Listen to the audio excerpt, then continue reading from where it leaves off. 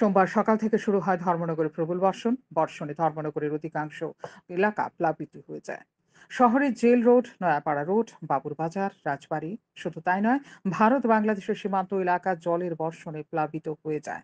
মানুষের বাড়িঘরে ঢুকে জল। শহরের জল নিকাশি ব্যবস্থা খারাপ থাকায় অনেক লোকের ঘরের মধ্যে বৃষ্টির জল প্রবেশ করে বন্যার সৃষ্টি করে।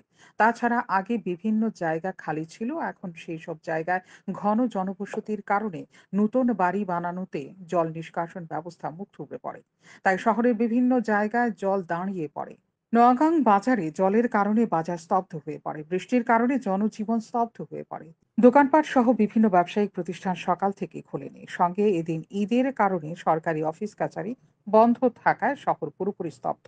বাজারে দোকানদারেরা দোকান খুলতে পারেনি। প্রশাসনিক উদ্যোগ কিছুটা লক্ষ্য করা যায়।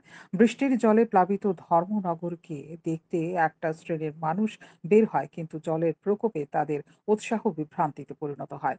বিকেলের দিকে বৃষ্টি কমে গেলেও বিভিন্ন এলাকায় জল দাঁড়িয়ে পড়ে। যেভাবে জলের নামার কথা সেভাবে জল নামতে পারছে না বলে এলাকাবাসীর অভিমত।